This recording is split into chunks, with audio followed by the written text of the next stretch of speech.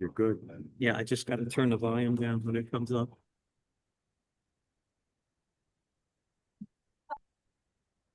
It's slow. That's what I tell people. There we go.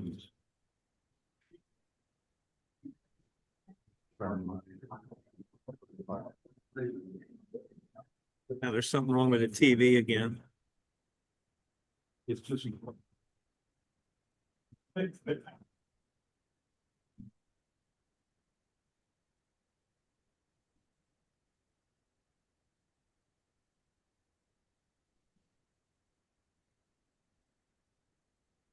Okay, it's good. It's good, John.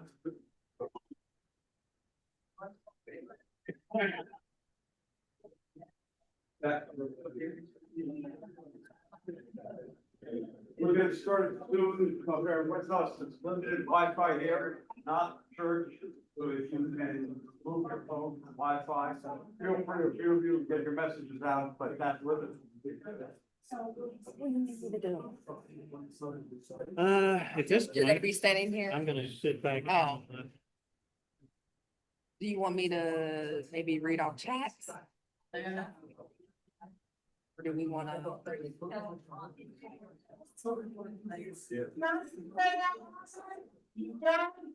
Please say that louder. I think you should say it. Yeah. Yeah.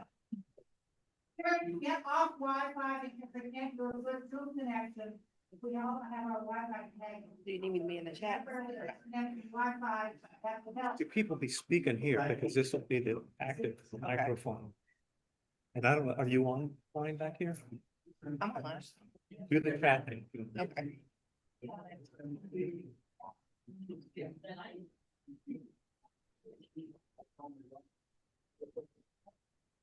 Actually, yeah.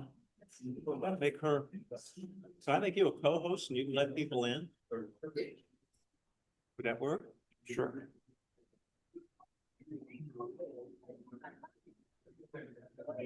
Are you in as Tracy?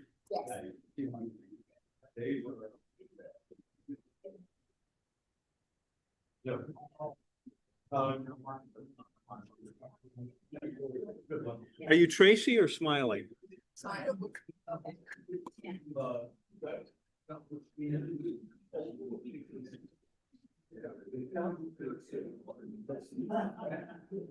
Okay, you should see host tools down on. And if you go to participants tab.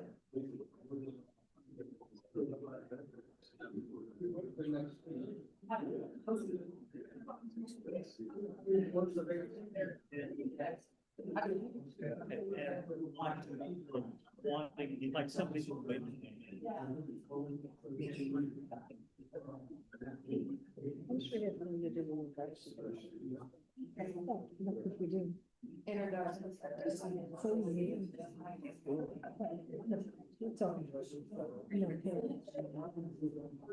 I know, but sometimes when it happens. Yes.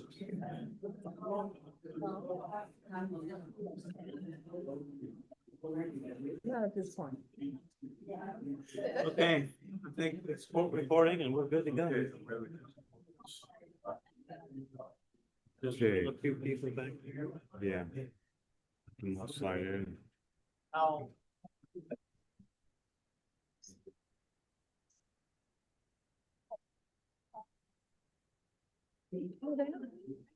See, until you get up here, you won't see him.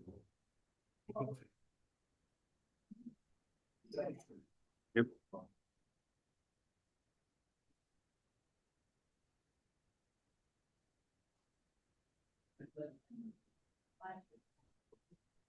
How many are coming in on that?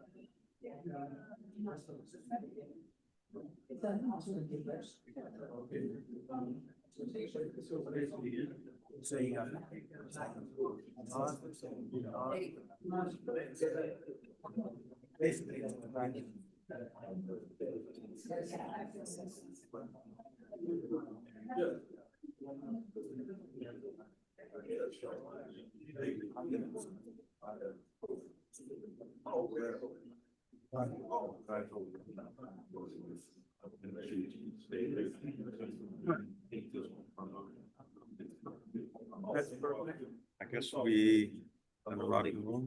Yeah. Here we go. Down over here. Oh.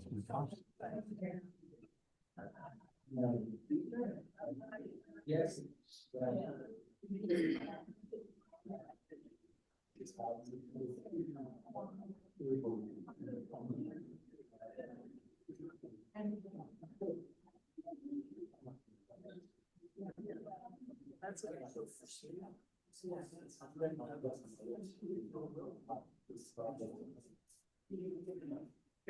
Okay, we'll get started. Welcome to the owners meeting for 2026 on February 5th at 6:06.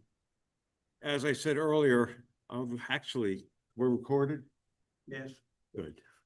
That this is not the Presbyterian Church, so we do not have the aerial visual capabilities we normally have.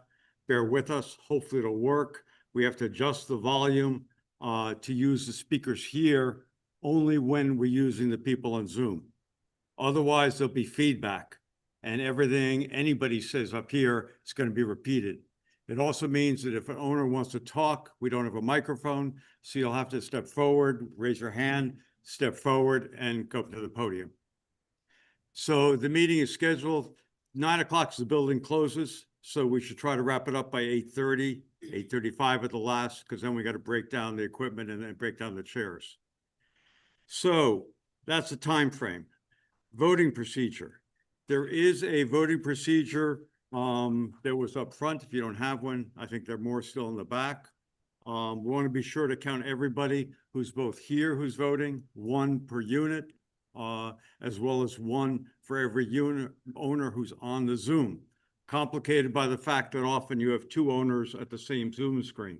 So there's no alternative, I think, except to call a roll call. And that'll be time consuming. I know it's some people not happy with it, but I think that the only way to decide if we're going to spend that amount of time on a vote is to have a straw vote, both the people here and the people on the Zoom. To do that, people in the room, it's easy to raise your hand. We get a sense of it. On the Zoom, what I'd like the people on the Zoom to do, the owners, is there should be a raise your hand.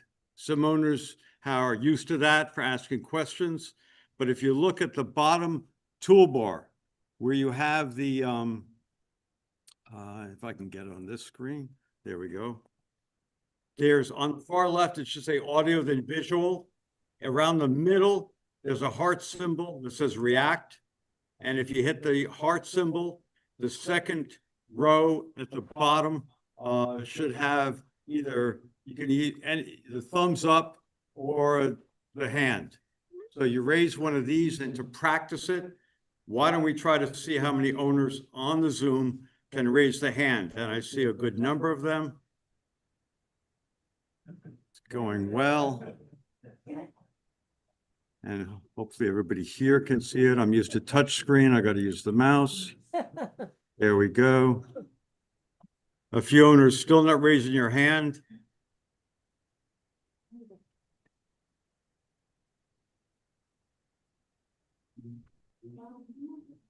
So I should say there are a good number of people who I do not see hands raised.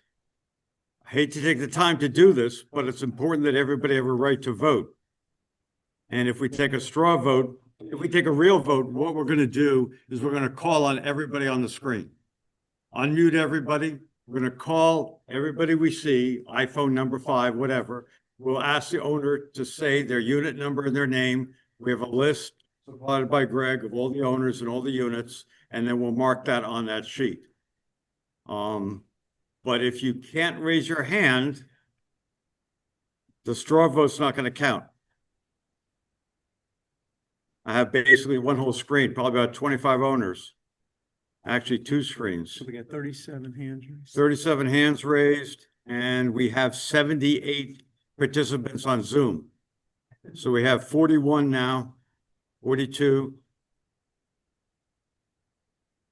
Okay, Ted, I see you waving your hand, but you really got to figure out how to do the toolbar.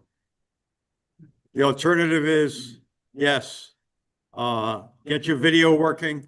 And if your video is working, then maybe we'll see you raising your hand. But I think we have to move along. Okay, so now you should be able to look at that. You should be able to lower your hand. So I appreciate everybody lowering their hand. And you can lower their hand too.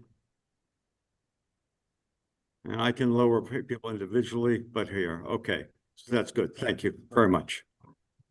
Okay, with that, per the governing documents on an owner's meeting, the board is allowed to have some reports and to set the agenda. You have a copy of the agenda. And so we have 3 reports, I think, are topics that owners are concerned about: property tax reductions, quitclaim deeds, and sale of the building, the contract. So with that, I'll turn over to Randy for the property tax reduction.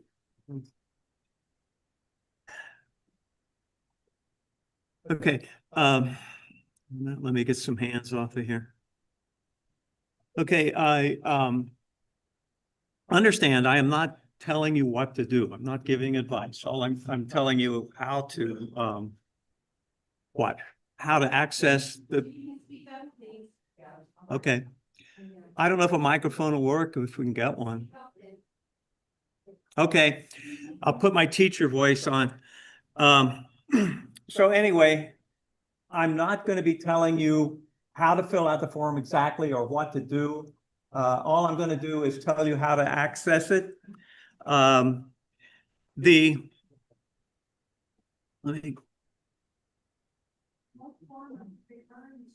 going to tell you. DE1.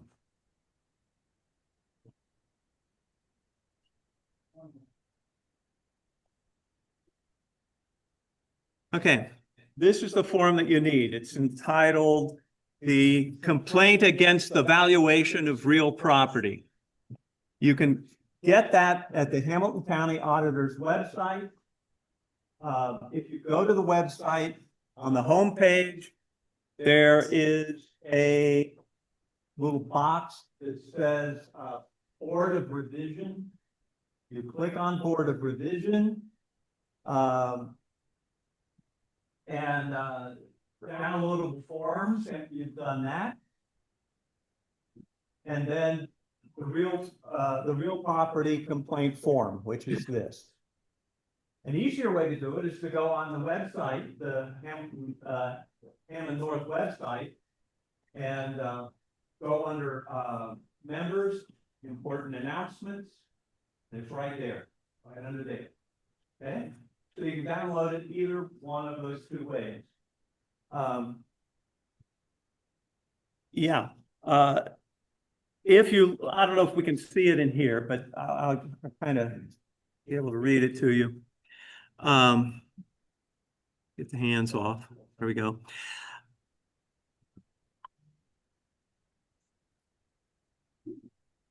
Okay, the top part is pretty much self-explanatory. Your name, address, the owner of the property. When you get down to number 6 there, in those, it says parcel number. Right over there. If you don't know your parcel number, again, you can go back on the Hamilton County Auditor's website and it's, what is it?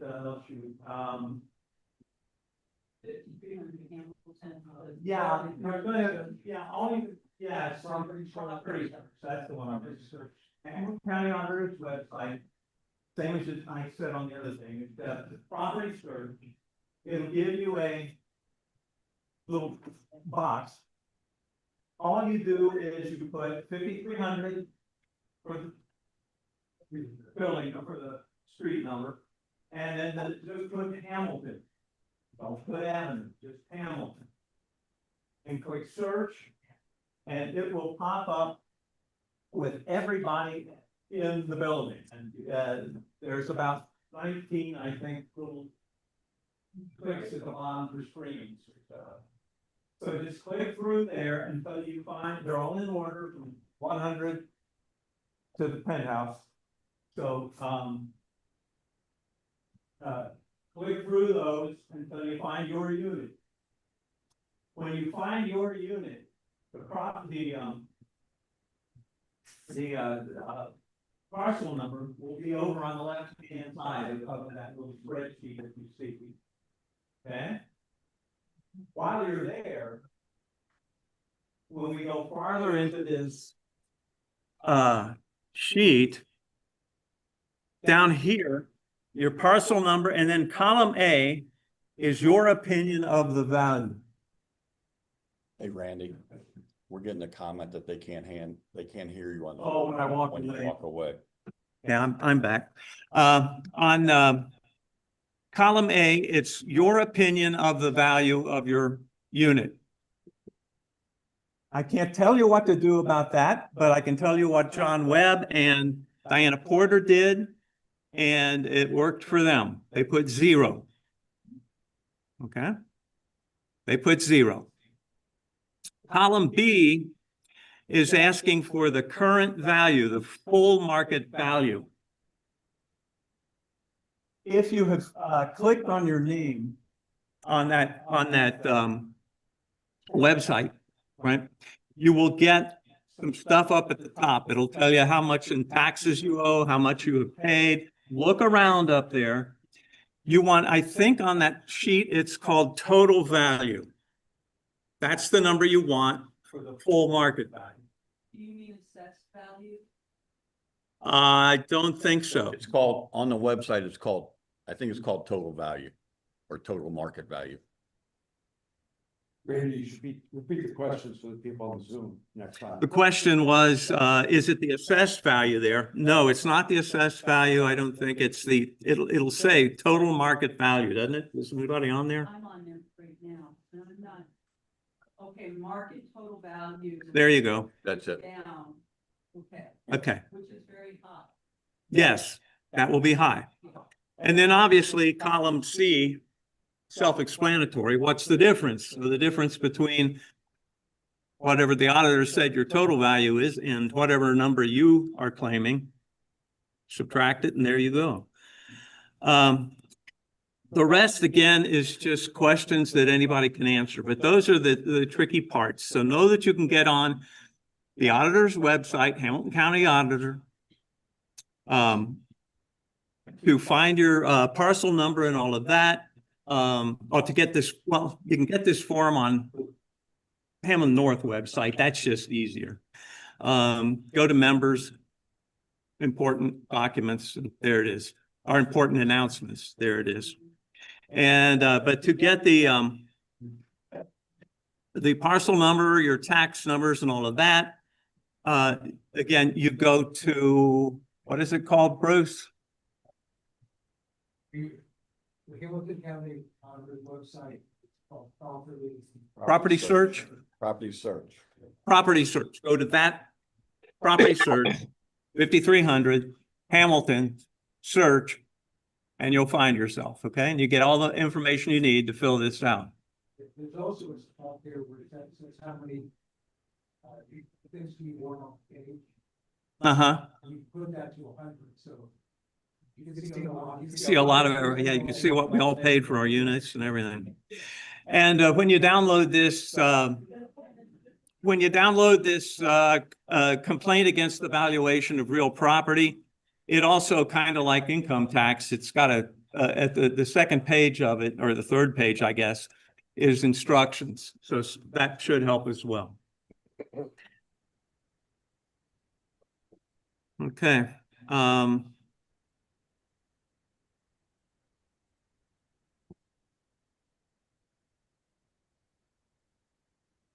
Come on.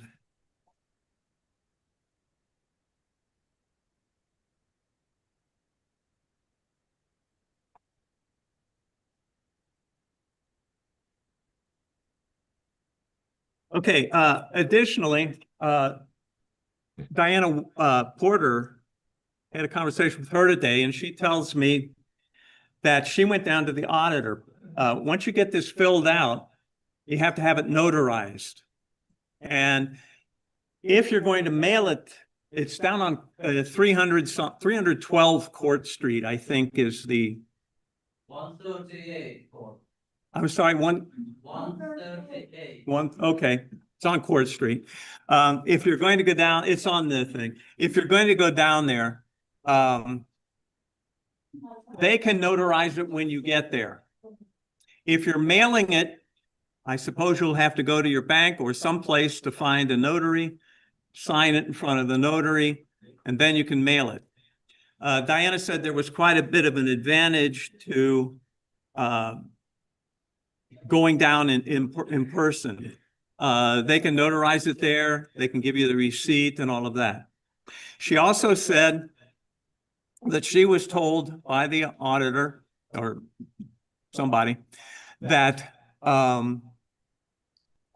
your tax bill for the second half of 2005 has to be paid if you want to get a refund for what you already paid last year. Okay, does that make sense?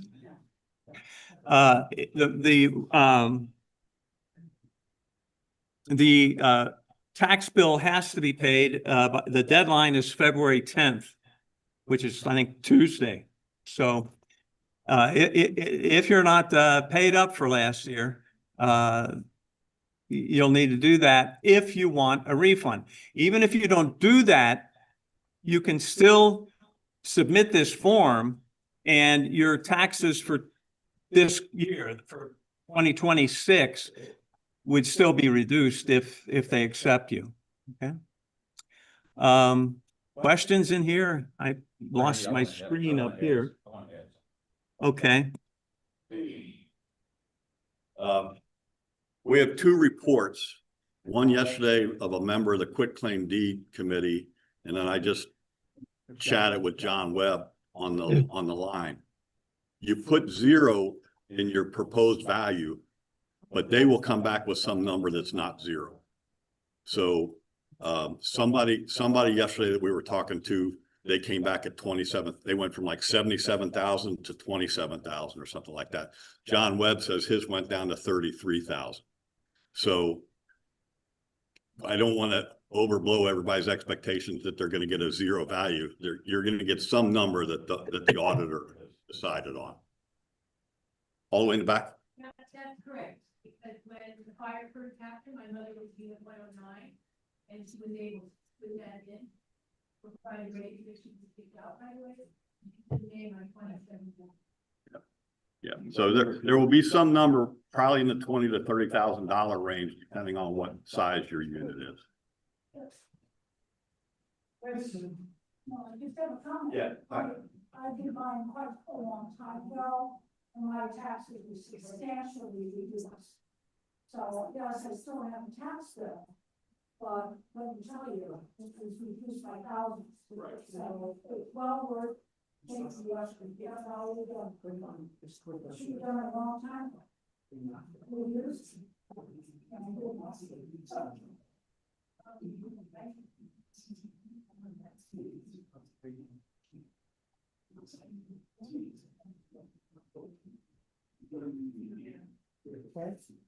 Next. Tim Johnson.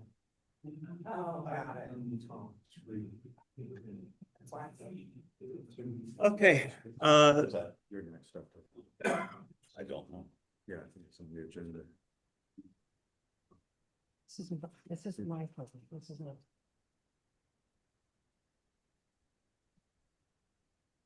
Okay, Lisa, I'm asking you to unmute. You have a question?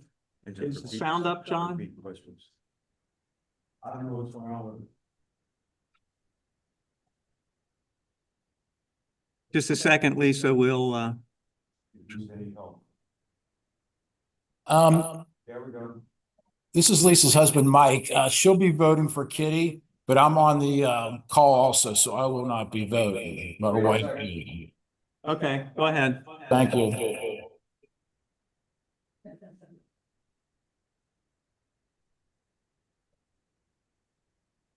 Is there somebody had a question? Yes.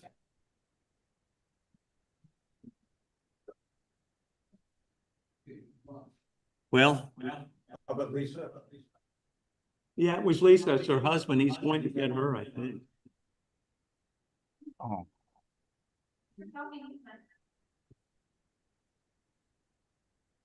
Randy, Lisa never unraised her hand, never lowered her hand from the initial, Is that what it was? yes. Yeah. Okay, no question then. All right. So I'm next. Okay, John, I'll turn it back over to you. Stay behind the computer and speak loud. Wow. I have my instructions. John, you need to put that on, I just listened. on speaker. Behind the computer? No, right there. Stand up. Yeah, stand up close to the computer. Okay, can you hear me? Okay. How about now? Okay, so I'm here because I'm chairperson, well, because I'm on the board, but I'm also chairperson of the Quit Claim Deeds Committee. I'm starting to be able to say that more smoothly now, but it's kind of a mouthful, right, Marion? At any rate, we have a group of 11 people who volunteered to help with this process, which is wonderful. And Marion DeFalco is on the committee, and we passed out a list. Did everybody get a list of the committee members? Okay, so you'll hear more about that and how that's going to function later. But I really appreciate everybody who's volunteered, and there were a number of people like Sally Larson and other people who volunteered, who are going to be on the committee, on a different part of the committee. And you'll hear more about that also. So the purpose of this committee is to support the completion of the quitclaim deeds. The steps ahead of us are, one is getting the PSA signed. We have the PSA. Purchase sales agreement. Thank you. Marion's going to walk you through acronyms later, but you'll have to remind me in the meantime. But we have that in, and we're negotiating some changes in that, so it's not finalized, and you may talk more about that. Okay, great. But that's the first thing we have to do, but we're doing a lot of these things at the same time. We also have to sign a simple escrow agreement, which will be provided by the title company that is chosen. And the decision as to who the title company is made by the buyer. Another thing that has to happen, of course, is the deed has to be created by the title company. I thought the deed would be a form, like a legal form or something, was recognized by everyone, but it isn't. But the state of Ohio, I think it's the state of Ohio, does decide what needs to be on there, and it's very, very little. So one thing I want to impress upon you, we have some sample deeds here tonight. Marion, do you?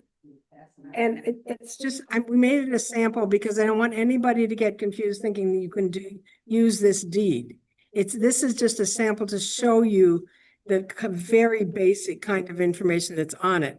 And so we have like maybe 10 copies, and if you could just kind of take a glance at it and then pass it on. I don't know how far they'll go in this room. Not sure how many people. And I guess we don't have it on the computer to put on Zoom. Is that right? Because my computer's not hooked up. Right. Well, we can send it out later. Yeah, we could do that. Later. Yeah. We can put it on important documents. Yeah. Put it on what? Important documents. on the Okay, we'll website. put it on the important documents. It's very basic. It has your name. You have to make sure it's your legal name. There's a description that's attachment A, which describes your property. It doesn't describe your property how you might think it does. It basically just says, yes. I can't hear you. I'm sorry. I still can't hear you. Patty, louder.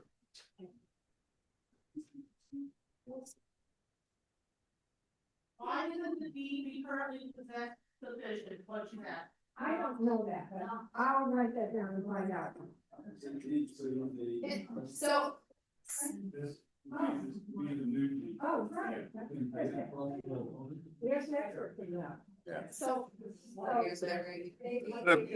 The question was, why aren't existing deeds that people may have, why aren't those sufficient? Why do we need a new quitclaim deed?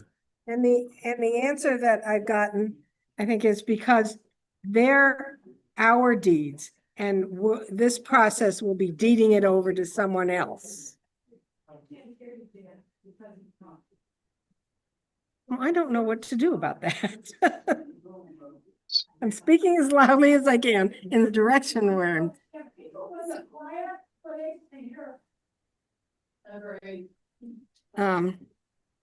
So the answer to that question as to why our current deed isn't good enough is because it's our deed and we're deeding it to someone else. So Rhonda, you're going like this. Okay. Tim, will you come up and repeat what I say? I just like that. Okay, the buyer must be insured for coverage for the title claims, such as defective transfers, missing errors, and things like that. So that's something that will have to be dealt with in the process also. Owners will need to sign a minimum of 2 documents. One is a simple escrow agreement that will be developed. This agreement will have the assurance as to how your deed is going to be handled and how it's going to be secure. So you're not just handing it over to someone else who can use it. That will be in the escrow agreement. And that your deed will be controlled by the title company. That those will be turned over to the title company and they'll have legal control of those documents. Yeah, Hammond will not have them. The board, the HOA will not have them. Okay, the second thing is, of course, the quitclaim deed itself. And the title company prepares those for us. So you don't have to search for that or find one somewhere. It will be prepared for you. Yeah, there will be 180 quitclaim deeds created because each one is designated to your parcel, your legal description of your unit. And then third, owners with mortgages will have another document to sign, which will be an authorization to get the payout for the payoff to the lender. Okay, the title company is chosen by the buyer, in this case ACM, by way. Ours was by way of Jordan Dickman, who was the realtor. Let's see. This is the company, yes? We are, there will be a motion tonight and the board will vote on the title company. And as soon as we secure the company, well, first of all, we got a couple things on the PSA that we have to resolve. Purchase sales agreement. So that's ACM has submitted a PSA to us. We made our comments through our attorney. Their attorney made comments back to us. We just got that yesterday afternoon. So there's a couple of items in there that we still need to negotiate. So as soon as we sign a purchase sales agreement, we will negotiate a deal with a title company and we'll start right away. We're hoping that that's going to be early next week.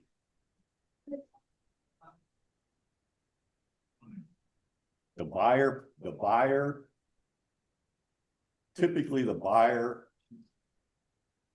selects the title company. In our case, they didn't really have an opinion. So our attorney made a recommendation. Our realtor, Jordan Dickman, came up with that. Because he talked to Isaac. But Yeah, it doesn't matter. We have a recommendation and the buyer has given us a recommended title company to use. Well, yeah, hold on. You're getting ahead of the presentation. You're faster than I am.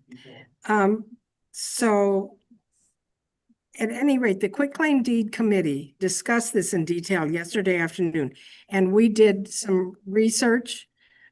Chris Conti has some information that he'll present later in the presentation about various title companies. To make a long story short, we're recommending, we can't make the decision, and we're recommending that the board recommend that the title company be Ivy Point, which happens to be owned by Chris Finney. Now, some people may be concerned about that. However, we looked into it in detail, and there are a lot of reasons why we came up with this recommendation. One is we think they can meet the tight deadline. It's a pretty tight deadline because, you know, we're trying to get in all these deeds at the same time. There's also an enormous convenience factor of them knowing the nuances and difficulties of our situation and our owners. You know, we have people in a lot of different circumstance, financial circumstance, living circumstance, a lot of different things. And they already will understand that. There's easy access to answers of our sometimes difficult questions. We would have an individual contact. I don't know that all these other places will have that. We've gotten some information about them, but it's difficult to know in advance. We already have essentially, you know, a working relationship, which somewhat will predict that. The person we would be working with at Ivy is Eli Kraft Jacob. That's his name. They can do a 40-year title search, which has been recommended. They will work with us on drafting the assurance for the owners on how the deeds will be handled in escrow. They can set up electronic signing and the notary service, and that can be electronic also. Finney has copies of title searches that have already been done, that were done for the partition. But I think that, I'm not sure, but I think those were 25 years, John? 25.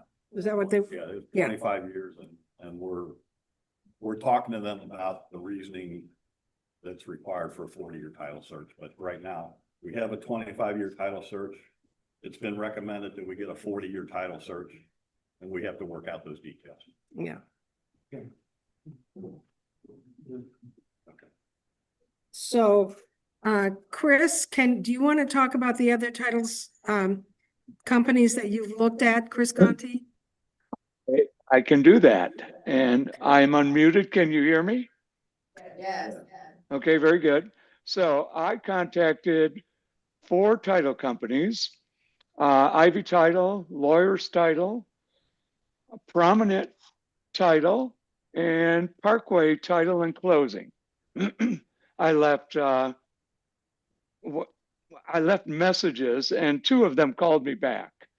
The interesting thing is title insurance is something that will need to be provided. And the title insurance rate is determined by the state of Ohio. It's based on the sale of the property. So that's a fixed number.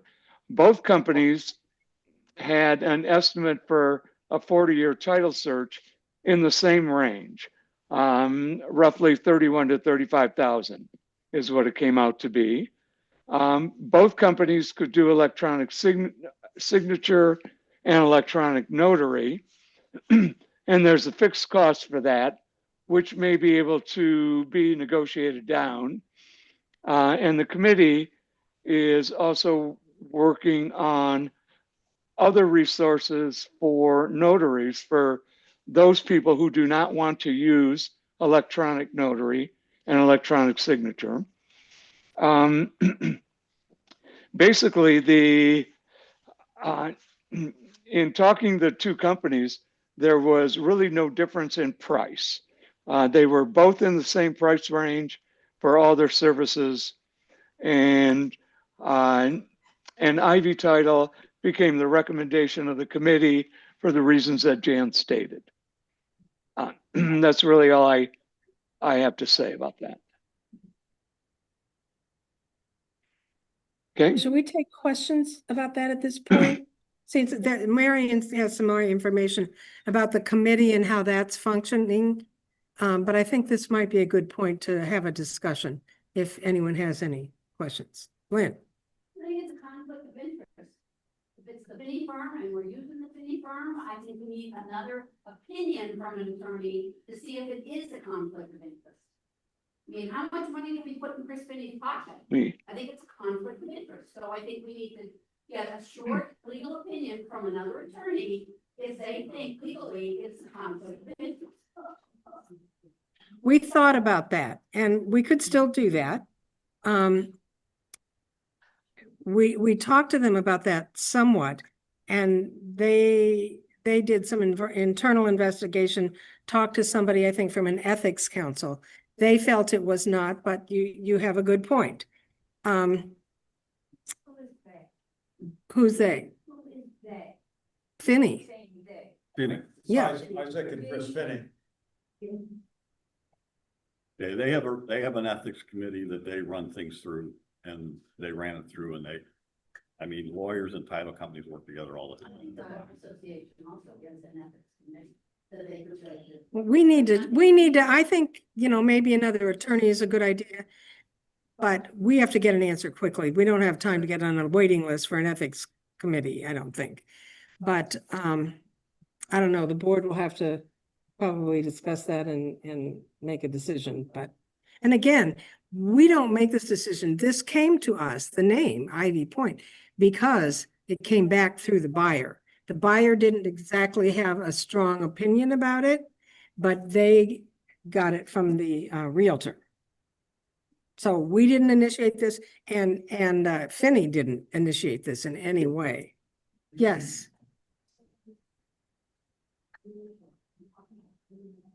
Yes. Can you repeat the question?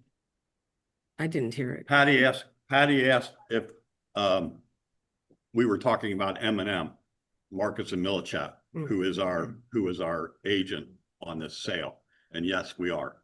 M&M came to us and said, we want to use Ivy Point. Again, Tim, remember that the buyer selects the title company. That's what. We just sort of go along with the buyer. And Jordan Dickman, who is our agent, got that from ACM. There's a question in the chat, but why didn't we compare 4 companies? Why what? Why do we compare 4 title companies? And I can answer that. So, can you guys hear me? I can yell. It's like, okay, thank you. Oh, okay. Okay. Oh, yeah, I'm muted though. So it says not compare calls. So the reason we did that is we want to understand a couple of things. How quickly can these agencies get these deeds, right? Once we sign this contract, we are under the gun to get 180 quitclaim deeds done. We also want to compare the costs. As to the point made earlier, the cost is similar to actually get this done. And then we actually would have someone we can reach out to in case there's any issues with getting those deeds. Because there are 180 unit owners, there's gonna be some situations that they're gonna have to manage on our behalf. As far as the cost and the conflict of interest, to Jan's point, there wasn't a conflict of interest. And I totally understand about paying the legal fees, but as we mentioned on other board meetings, the majority of our legal fees are not associated with our guidance from our legal firm. It is mostly associated with the petition action and legal action. So I think the fees are reasonable and compared to the other title companies. Carol? Has it been decided yet whether or not the If there's only one of the spouses on the deed, does the second spouse have to sign this quick claim deed and start thinking about that yet? Do you want me to answer that, Marion, or do you want, it's in Marion's presentation, but yes. Both spouses do have to sign the deed. And the sample going around doesn't have a place, I think, for the spouse, but our final one will. Can you repeat the question, Chat? Yeah, the question was, do spouses have to sign the deed? Even if they're not. Even if they're not listed as an owner, the spouse has to sign.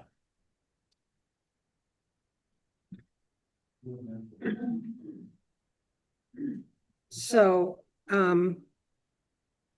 I guess my question would be about 40 years versus 25 years looking back. A lot of the 25 years and the 35 types of stuff. And a lot of the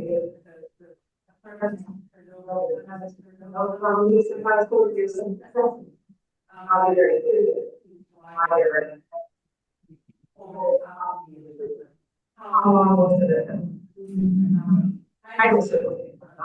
Because of the lien process. Yeah, I don't know exactly where the 40 years came from. I don't know if that's a commercial real estate industry standard, something like that. I don't know. We will talk to Jordan and we will talk to Isaac and find out why it has to be 40 years. Yeah, Patty.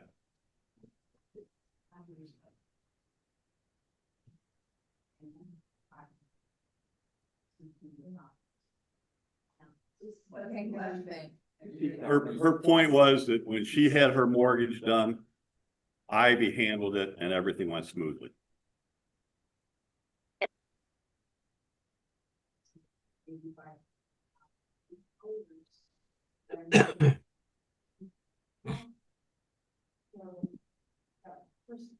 So not the doors, or even if you are divorced, I guess.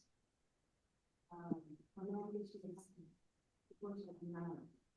But if you're married to somebody that's not living in your unit, how are we gonna, how do they get that spouse and signature?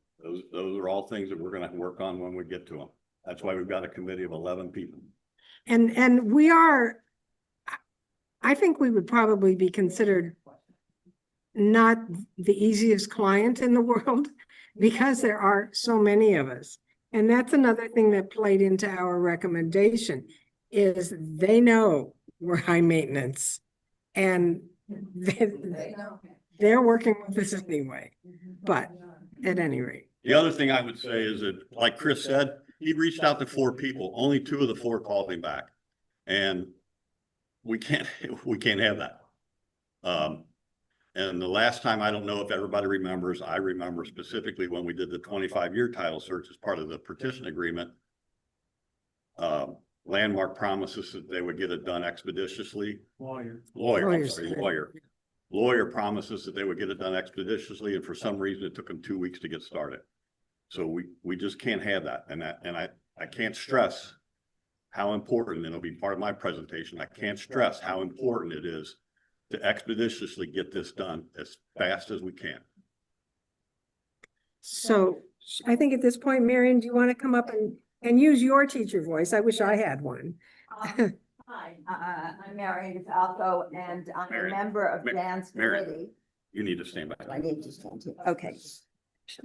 I'm a member of Jan's committee, and there, as you see in the list, I think there are about 9 of us. And we have requested volunteers so that there will be a captain from each floor who will be available to you to walk through or to better understand. I mean, a lot of information has come out.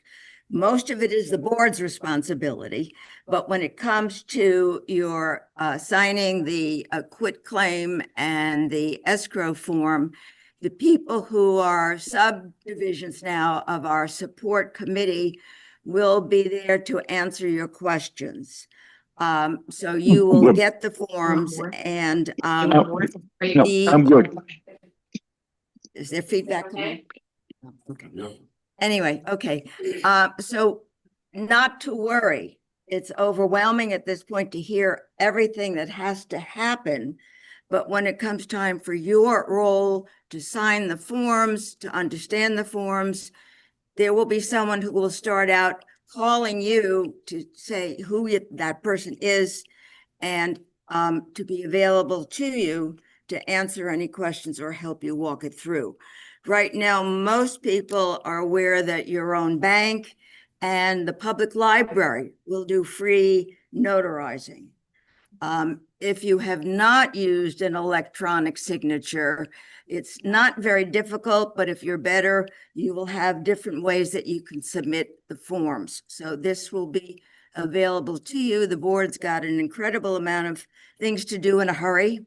And then we will, as soon as that purchase agreement is signed, that's day one, the clock is running. We don't want to lose a buyer because we have not moved fast enough. So that will be the thing. And that's why the subcommittee is getting acquainted with all of this information and will see the form that will be for you to sign. Yes. I may regret saying this. I am a notary. We don't think that you cannot notarize something that you have an interest in. You're not. Frank Foster. Frank Foster is letting us know that he's a notary. Yeah, but I don't believe that he's able to. He can't notarize his own. To notarize. Yeah, I don't know. That would be another legal opinion, but I didn't think that if you have an interest in it. So for example, at a nursing home, if you have a family member there and they need something notarized, the nursing home can't do it because they have an interest in that person. So I'm not sure, but we'll get the answers to that. And that's why the person will be available to you. Because those are the kinds of offers we've been getting from people. It's been really very gratifying. And we will have the list. Oh, people can't hear me now. We will have a list very soon of the floor representatives. So you'll have that soon. And they won't know much either at first. We have to get them trained first. Yes. But we're hitting the ground running. Okay, that's so not to worry. The other thing that I would like to add is that, like we said, this all kicks off with the signing of the purchase of sales agreement. And then we retain the title company. We've already asked a number of questions of our attorney and we had a brief interchange with the title company guy at Ivy Tech, but our goal is to have a flow chart, exactly what has to happen no matter what your situation is. You know, if you have a spouse, if you have a mortgage, all that kind of stuff we want to put into a flow chart, but there's certain details that we have to work out with the title company that we retain. Thank you. I think you're next. Yeah.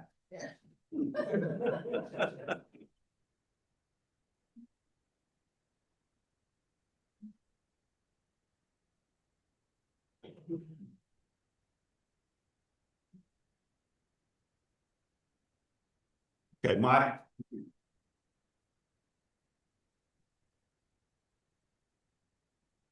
update is basically ACM and Marcus and Millichap. We've had multiple contacts the last couple of days. Like I said, we sent them the PSA after Isaac reviewed it. They sent it back to us yesterday afternoon. There are some minor issues. There's some issues that aren't quite minor, but they're not major. So we've got to work that out with our attorney in the next day or two. Our goal is to hopefully get the PSA done sometime next week so that we can kick this whole thing off. I will tell you that one of the things that they did bring up in the PSA is their concern about us getting the quitclaim deeds done. So I can't, this is what I told the quitclaim deed committee yesterday.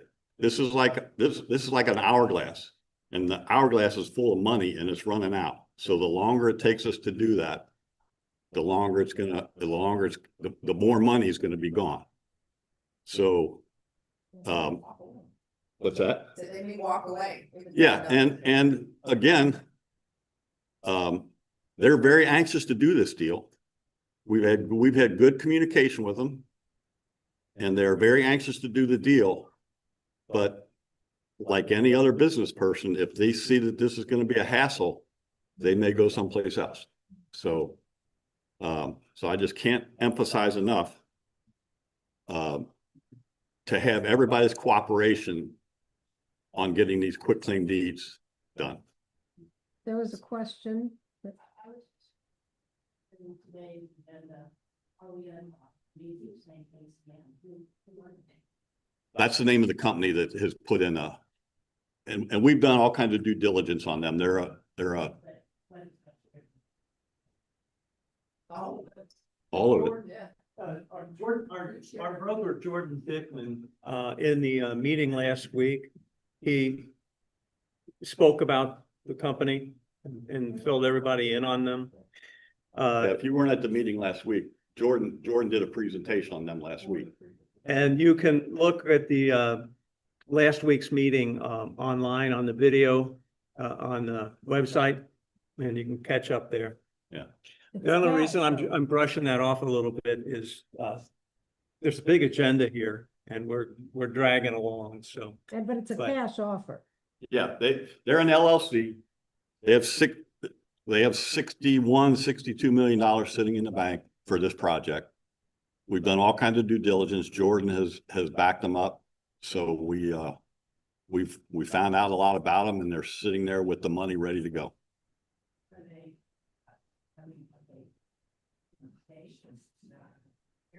Cincinnati.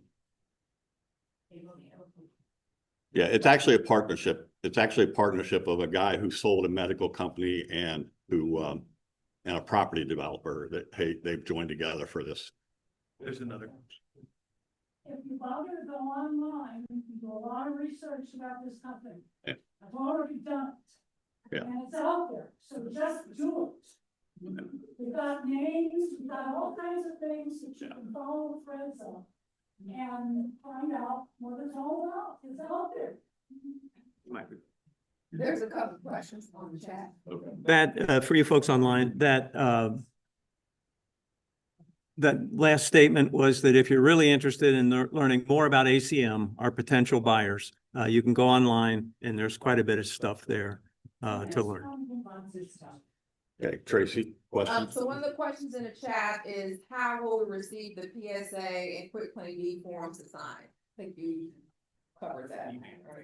Well, we'll develop them with the title company.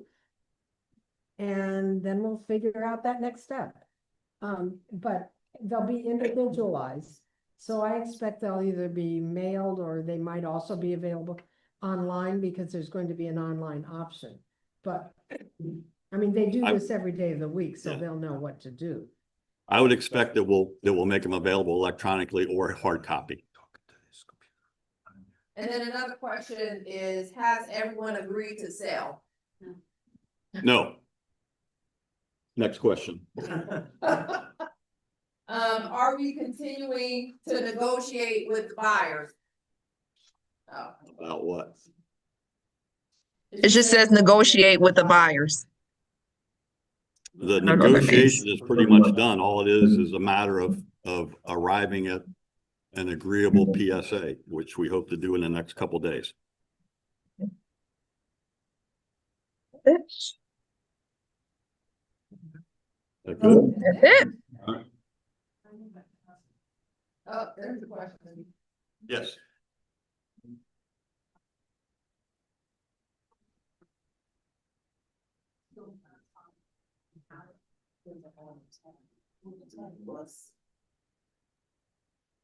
John, the question from Patty was, how many have not signed a consent to sell? And I think that number is well known to be about 5. And then the second question was, how many owners are underwater on their units?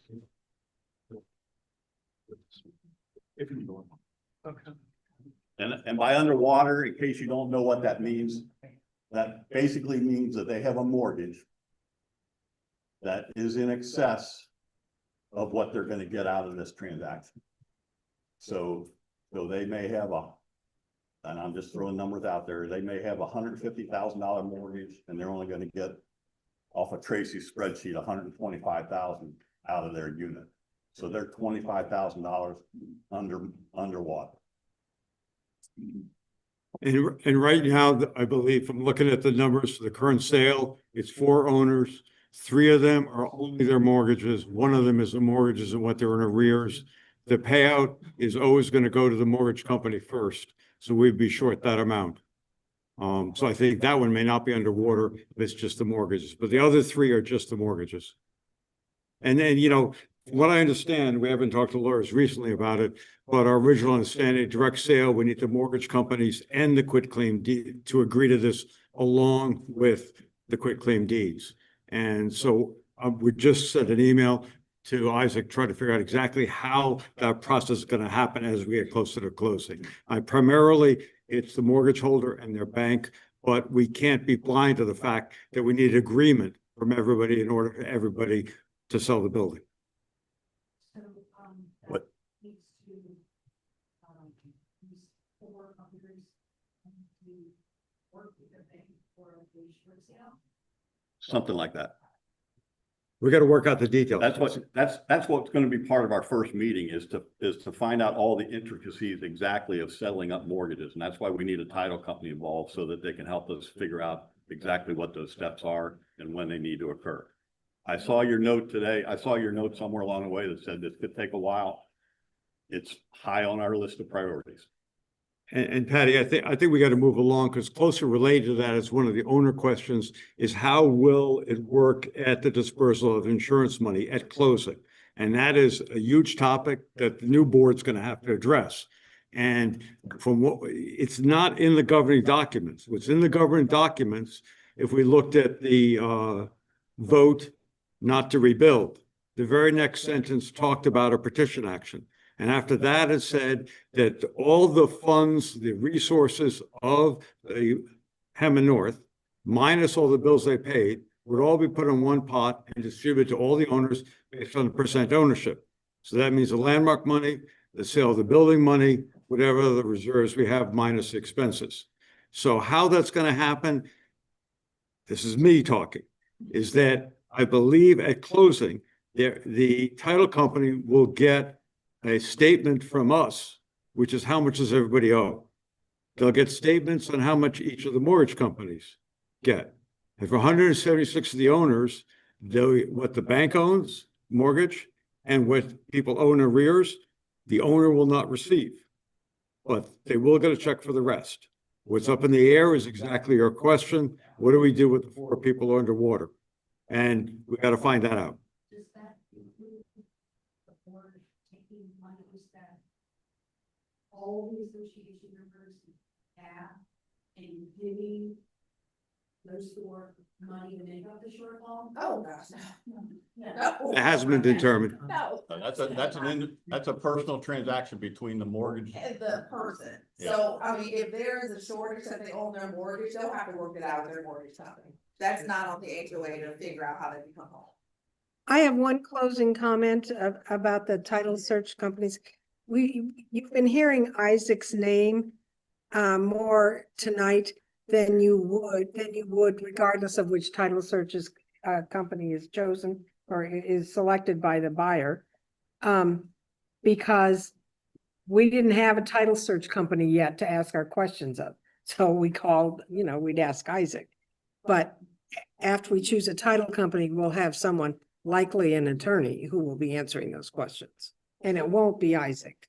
He said he would be minimally involved and would just troubleshoot like on issues with the relationship. So were you saying that perhaps a title company involved in water? I don't think so, but I don't know that you can use the word help, but they can guide them as to what they need to do. Well, there are mechanisms for people who have that to appeal to people who are mortgage company who accept the payment, value of the property as. Yes, that's called short sale. I understand that. I'm just flushing that out for everybody. And so that is something that I know of at least one person is working. So, you know, again, I'm more interested in sort of the big view right now, so we can just move on. But So, Mr. Fritz, are you saying that the title company or M&M will be able to help guide the floors that are underwater? Not M&M. M&M won't have anything to do with that. But we will be looking for guidance from the title company on how to maneuver these people through this situation. That's what we don't know the specifics. Like Jan just said, we've been asking Isaac some questions, and he basically has answered what he could. In some cases, he said, well, I think this is what the answer is, but you need to ask the title company. So this is what, as soon as we get the title company on board, we will try to answer all these subtleties. Okay, so. Patty, please, Patty, no, please, I'd like to move the agenda. I'm sorry. Would like to move the agenda. Yes, this is your seventh question. Signs that we have 4 that are underwater, which could be a total of 9 owners that can hold things up. No, You have stated the obvious. no. It's not 9, it's the 5 people who haven't signed. Those other ones that have mortgages will work it out with their mortgage company to solve that. That is not relevant to what we need to get these quick claim deeds. We'll work with the mortgage companies to do that. Other than that, that should not hold the process up. What it also stresses that we have to shift someone. We did a really amazing effort on the consent to sell form. I mean, the Finney law firm in the beginning was saying, you're going to get 180 people sign the form. They were pretty amazed we got 175. We were disappointed we didn't get the 5. But key part of that consent to sell form, it says you'll provide the quit claim deed at closing. So we in ways have to go back to square zero, as Jan has said, as Marion DeFalco has said, we have to get that quit claim deed written. And everybody, whether you signed it or not, everybody has to go back. We have to get everybody to sign that. So I think we got to shift away, whether those 5 people who haven't signed it, yes, that's a legitimate concern, but it's equally a concern to get all 175. And we have to get all that. And it can go very quick. It can go very quickly. Can you hear me here? Thanks. Because 175 people signed the consent to sell, which was an agreement or maybe even a contract to cooperate with this process and do the next steps of selling the building. And so, you know, if somebody doesn't remember they did that, we can remind them we have those forms, and hopefully conceptually people kind of bought into that process when they signed the consent to sell. So I'm done. One more chat question. It says, can we bypass the 5 owners who will not sign, or do we lose the sale if they do not? We've answered this question, I think, 100 times. Yeah. We have to have all the quit claim deeds. Actually, the consent to sell doesn't mean anything right now. What we need is we need people to follow through on their commitment of the consent to sell and give us their quit claim deeds. And just so whether we ever get a consent to sell yeah. from these 5 people, it really doesn't matter. That But doesn't we do mean they need, won't do the deed. but we do need them to sign a quit claim deed. Okay. Next. All right. Okay, so that's in a nutshell, dispersal of insurance money, which an owner asked about. The next item is a motion that was made by Gail Patton, and it's on. About the dispersal of the insurance money. Go ahead. I understand that this money is presence, that the board has an organization, and I also understand that it cannot be used for any other purposes, such as operations. Now, when are we going to see our share of that money? The question has come up before. The advice we've had very clearly, and the board has wanted to use the insurance money for a lot of expenses. But what we've been told by the insurance company is that, one, the bylaws governing documents are very clear. We have to set the fees to balance the budget. Now, if there's a shortfall, people haven't paid or unexpected expenses, then we could use insurance money. But in terms of paying out And I would love to see a way where we could use the insurance money and pay it out anyway. What comes up is the mortgage companies. We would have to find there are plenty of sections in the declarations talk about the rights of the mortgage companies. And we can't change those things even by the vote without the mortgage companies agreeing to change those declarations. So we can't just give each owner $500 and the mortgage companies nothing. And then alternatively, are we going to figure out how much we give to the mortgage companies, but then at what percentage? I'd love to go that route, but it's complicated to do it. Are you saying that the mortgage company has priority over us? They have I think they have a general equal say. They have rights. And as I said earlier, for direct sale, we need the mortgage companies to agree to it, which is why when most owners who have a mortgage will get paid off, they'll be happy with that. They'll be pleased. They're paid off. What about people who do not have a mortgage? Those people will get their share in the spreadsheets that Tracy has shown, the rough estimate, the high estimate, they will receive all their money. I'm sorry?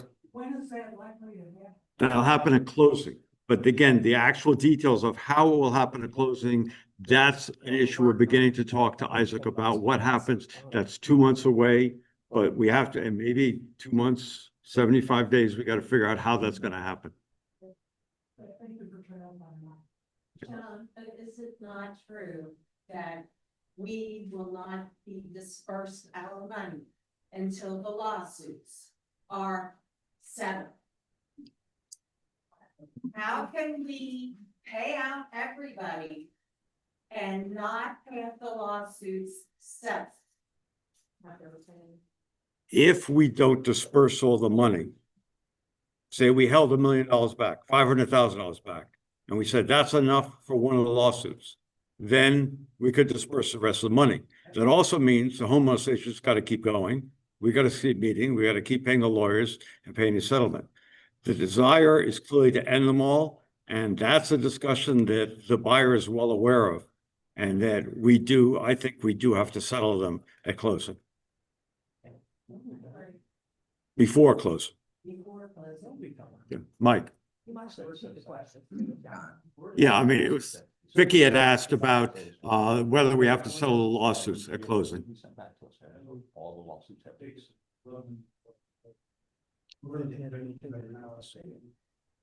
A little bit louder, Mike. Where are the projections at now of legal fees, legal fees, electric bill, maintenance bill, and all the things that you guys already have? You know, we should start, where the worst possible one. Where are the projections now? Why side urgents? Off the 15 million, now we're down to 11. So, right, it's 11.75, but yes, it is a decrease. And that's on the website. Jason, I've worked on updated the payout scheme, the high level that's been posted on the website for at least a week, I think. Yeah. And so it's up there for the penthouse, 3-bedroom, 2-bedroom, 1-bedroom. So that's been posted, but that's an average. As we know, 1 and 9, 1 and 9, and 3 and 7, 2 and 8, they're different breakdowns for many of the units, or the east or the west side.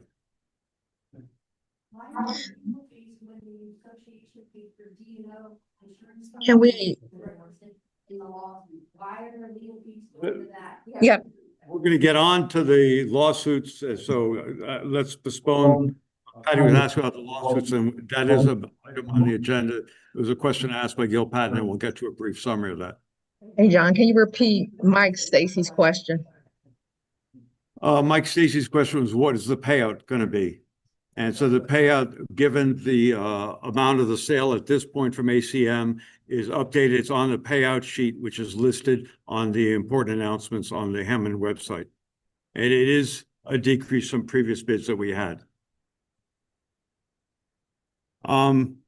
Virginia has a question. So could you increase the volume? Oh, wait, I have it here. Sorry. And could we unmute Ginger? Yeah, you're unmuted. Okay, I've heard all this. I want to support the board in this very tough work. So I have two questions.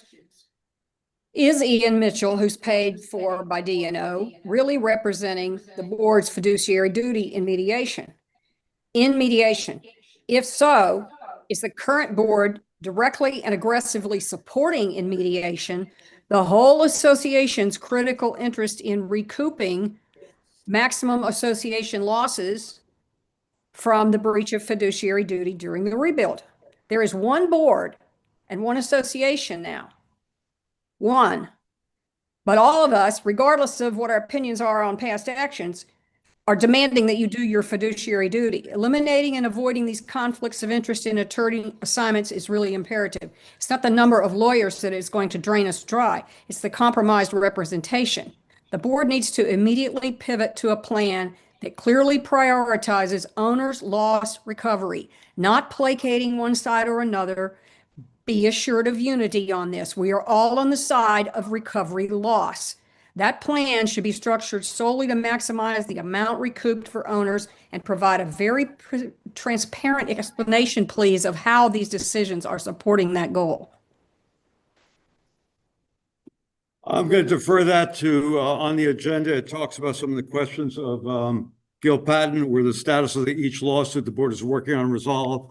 Lawsuits came up in terms of closing and settling the agreement on terms of the contract. So I think we're going to defer on that for the time being. So any other questions about the payout of the insurance money? All right, then I'm going to read Gil Patton's motion, which is about town properties. The Hammond North current, and it's on the agenda that I think was distributed to everybody. The Hammond North current contract with town properties to be terminated effective June 1st, 2026, or May 31st, 2026, whichever date is contractually correct for ending this agreement. Additionally, notice of this contract termination will be communicated in writing to the town properties contract as noted in the current agreement by February 12th, 2026. To assure the termination communication is completed with town properties with more than 90 days as required by the current agreement. Finally, the board will attempt to negotiate a month-to-month management agreement with town properties to begin June 1st, 2026. If an agreement for continuing property management on a month-to-month basis cannot be agreed to by March 15th, 2026, then the board will begin efforts to hire another property management company on a month-to-month agreement to be in place by April 30th, 2026. So I guess the question is, Gil isn't here, he's online, but is there a second for the motion? I'm second. We were on a month-to-month before all this happened. Okay, and Chris, I see, Chris, are you seconding the motion? Can we, let me just, can you unmute yourself or? And I am not seconding the motion. But as we are in excess of 100 Oh, wait, days. Sorry, hang on a sec, Chris.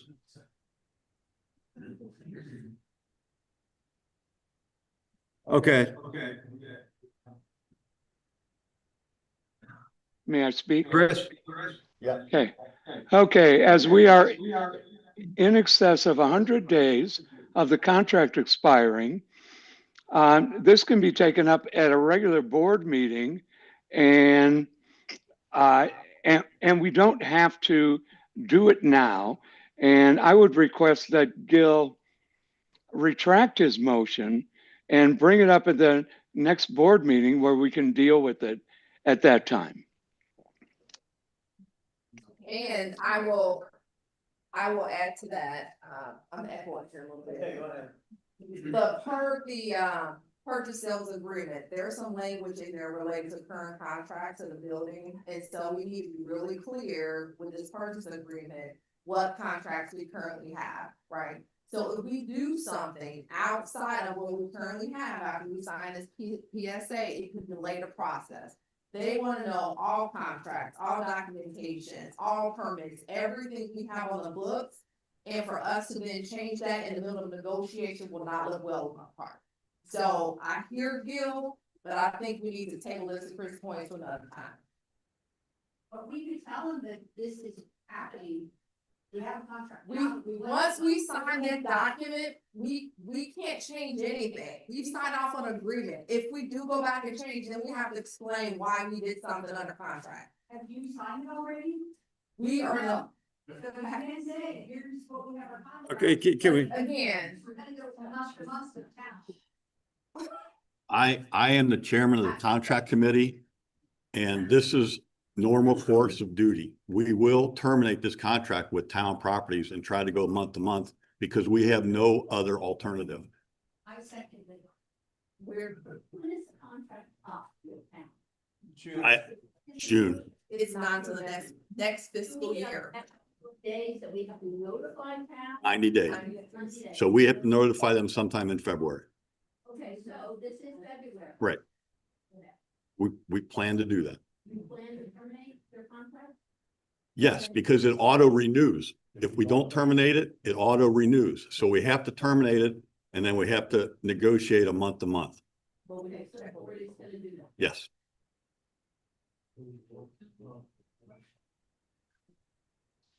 all right, Well, we need to ask legal. okay, Bruce? I just think I don't like the way it limits the board. This is fine with the board. You know, if they don't negotiate a thing, they have to go to somebody else and then it's sort of a. Seems like it's under the cool. You won't be part of it. Well, town might not agree on. We don't know what they agree on. Can I remind people in the group here, if the people at home need to hear. So if you want to say, maybe start a line here and we can do it that way. It's on me to repeat it, yep. Okay, We need to negotiate a month to month because we don't know how long we're going to be in the building. Okay, so I'm pretty confident that we'll be able to negotiate some kind of month to month term contract with them.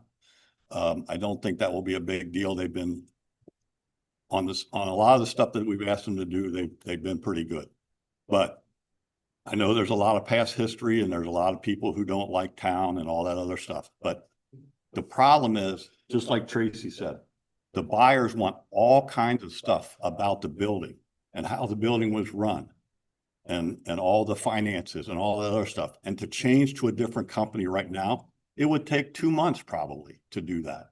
So again, we don't have time to do that. So our job is going to be to negotiate a decent month-to-month contract with Town Properties. And I pledge to you that we try to do that. Okay, so. There we go, second. and let me say, we obviously don't want to sign a contract for another year. Paulette, well, wait a second, Paul. John Webb has had his hand up for a while. Okay, I don't care whether or not you all do it. We're just raising the volume. Okay, go ahead, John. I don't care if y'all do it in the board meeting tonight or the owners meeting tonight or a board meeting. At the end of the day, you need to give notice, like you said, Tim, and then it needs to go month to month. That's what it has to. If not, we're extending it for a year. And Tracy, no, we do not need legal unless the owners decide to do that. Owners can decide what they want to do. So if they choose a firm, we have to go with it. If not, we don't. But at the end of the day, I don't care as long as we get to month to month. And I agree. I've had my issues with town in the past, but this is not about town at all. We don't want to change property managers. We just want to end the contract so we don't have to extend it for a year and go month to month. That's all. Okay, Paulette? I'm just, it's a process question, I just would like to, and people raise their hand and call on them, if they raise their hand. Paulette was saying, let's have a better process of people raising their hand before and calling on them, a little bit in order. Thank you. So Repeat what you said. In the chat, we have, is that? Potato? Chris, it's Chris and then No, Gil. Chris and Gil. then Gil.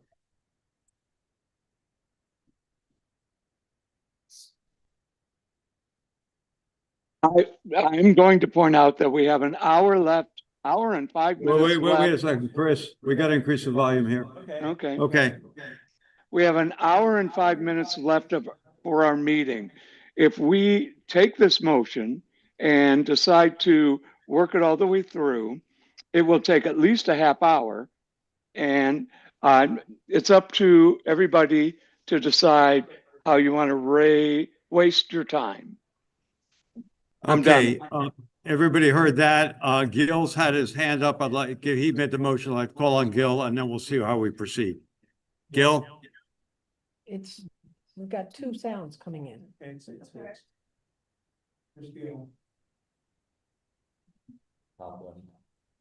We can't hear you. All the way up?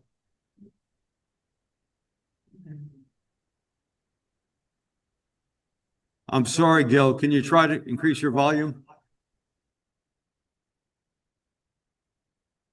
He's unmuted. Might have had his microphone down low.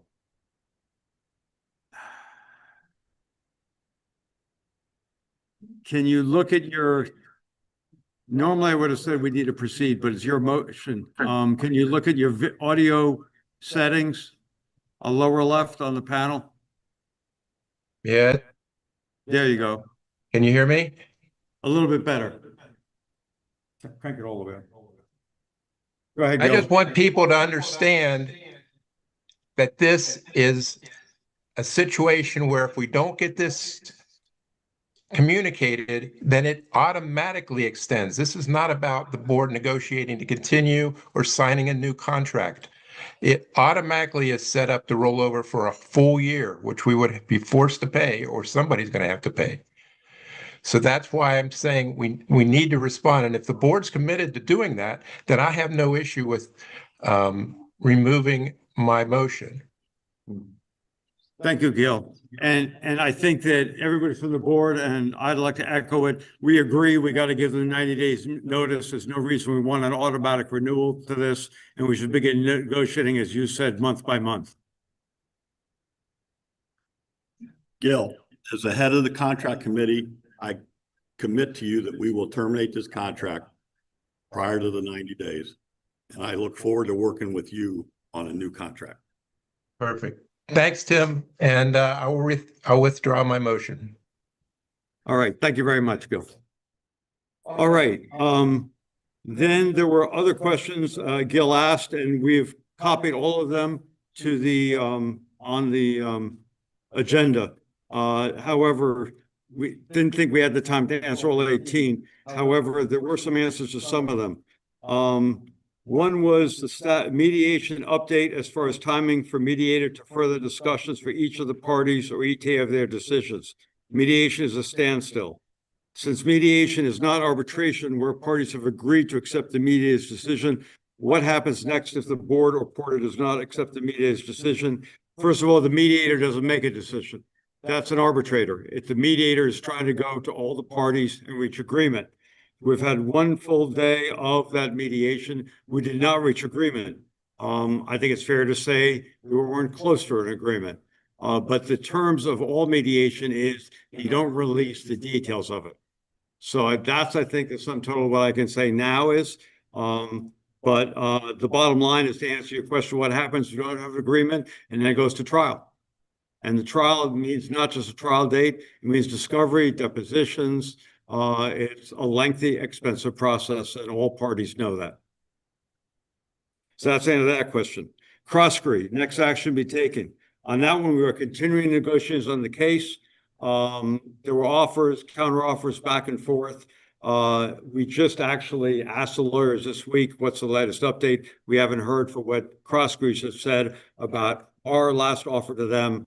I hope that that could be settled before closing, and I think it will be.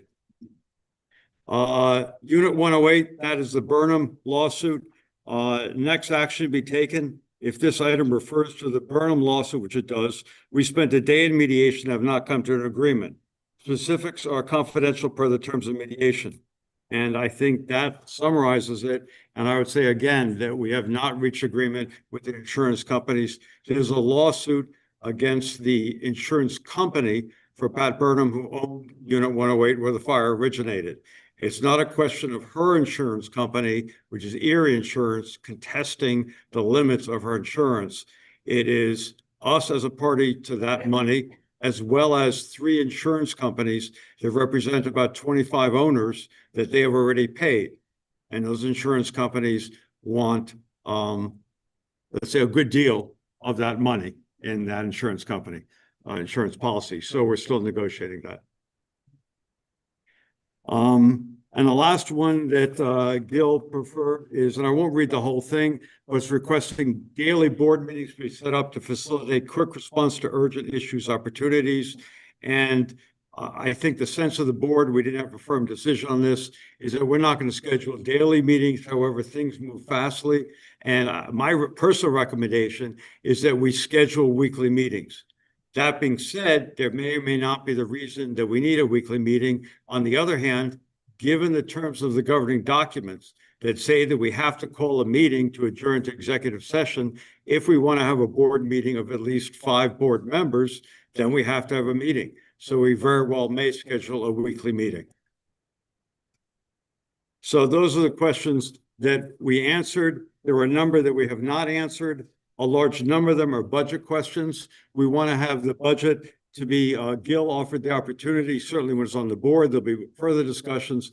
But even before that, with the Finance Committee, probably other board members attending that, issues about the town property budget, electrical utility budget, water sewer, trash removal budget, cable TV, security budget, salaries for staff, legal expenses, and reserve summaries as to the names of different reserve funds and the current vendor contracts. So, hopefully. Are you unmuted? Gil, I'll answer a couple of those questions, but I think this is more of a you and I sit down and go through line items as part of the Finance Committee. So the first line item you talked about was the late fees. Yes, those are fees that are paid for individuals who are late on their HOA dues. The other question you asked, I addressed a few meetings back about the $42,000 in federal income taxes that we paid. That was based on our income from the dollars we received from the insurance company. And then on the reserve standpoint, the reserves are categorized by account. However, it is the same pool of money. And it's just categorized that way because originally when we had that first fire, it was asked that we split those apart so we knew how much was remaining in each one of the funds. So if you and I can sit to discuss all of the other line items, I'd rather do that than hold up the owners meeting going through each line item on the budget. Okay. Patty. The association is paid for directors and officers insurance policy, which is why we have me and the other guy. Why do you have any more expenses at all? Because why? So the question about the D&O insurance policy and why we paying any lawyers on the Porter claim? Okay, we are not paying any attorney costs for defending the board on either the Crossfield case or the Porter case. Those cases both have counterclaims filed by previous attorneys, and so we are paying Finney to defend us on the counterclaims against Porter and Burnham. But that's a fraction of the cost of Don Lane. We have, of Ian Mitchell and Reminger. We don't know what those costs are. We don't see them. CNA is covering that.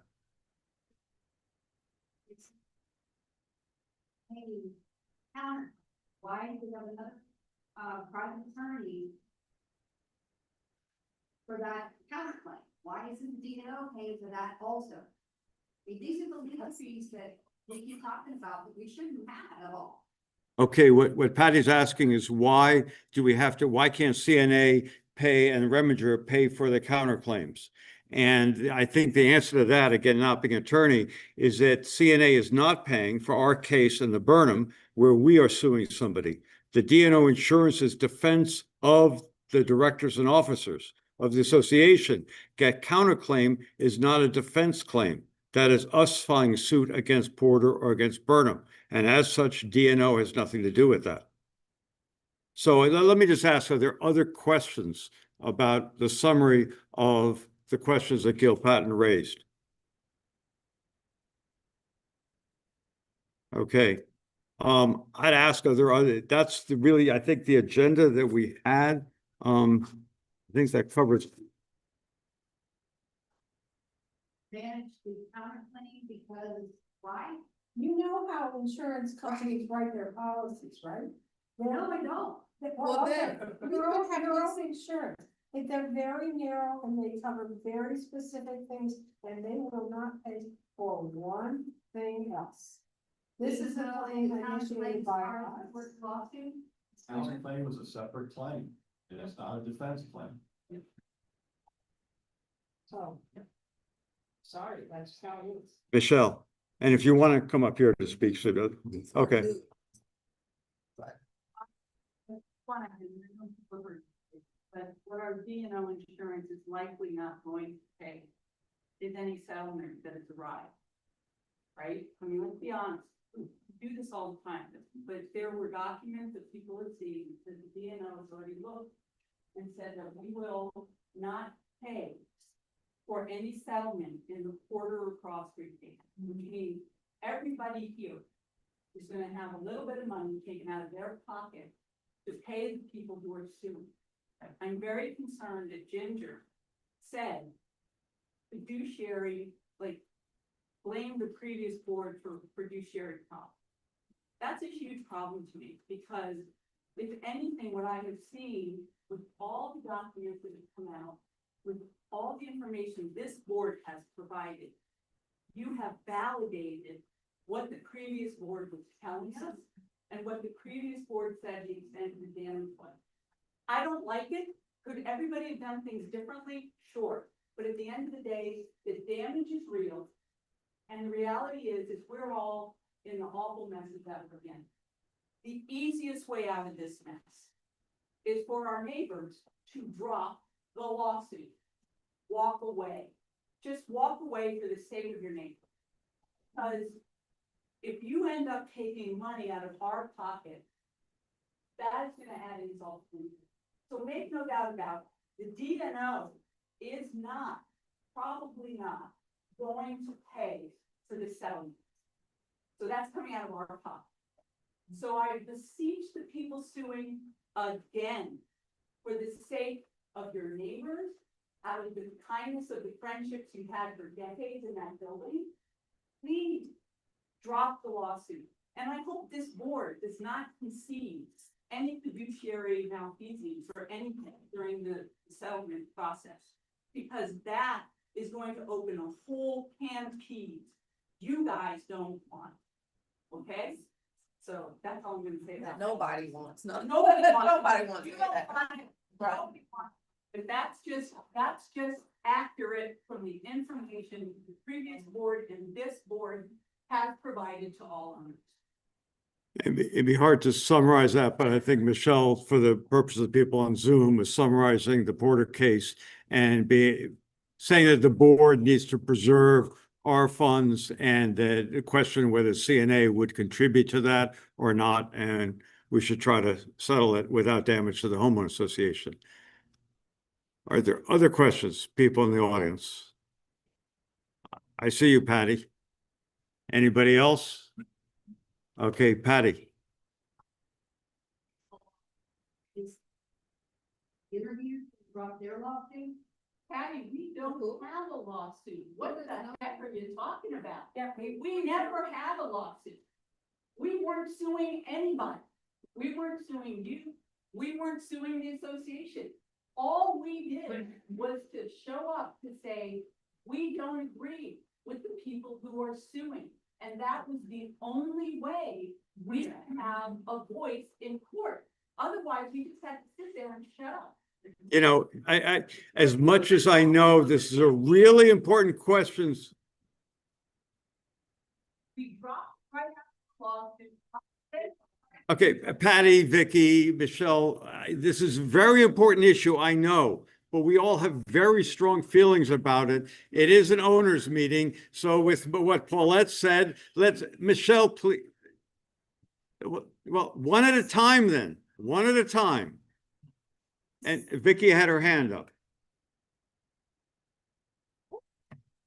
The thing people need to understand about the Porter cross-street lawsuits is whatever settlement comes out of that, a minimum 40% will go to their attorney, not to you. Right, yep. A minimum. And the last meeting where we were all in a room and Vinny's attorney was there, I asked him, do you charge your clients and have a contract before you take their case? He said yes. Diana Porter said, I have no idea what they're gonna charge you. That is incorrect. She might know the dollar, might not know the dollar amount, but she knows the percentage. And it is typically a minimum 40%. So, and I know that. Wait. Okay, Patty, I'd like to summarize. Better finish. I'd like to summarize for the people who are on the Zoom call, I'd like to summarize it, which is Vicky was saying, talking about a settlement and what percentage of any settlement would go to a law firm and go to a legal firm, Lundgren in this case, and whether that would happen. So that was what was said. Now we want to continue this. We could. I don't think most of the owners have appetite for it. I don't know if there are no other questions. Is there a motion to adjourn? I see motion to adjourn. Are there any seconds? There are seconds. Call the question. All those in favor? Thank you very much.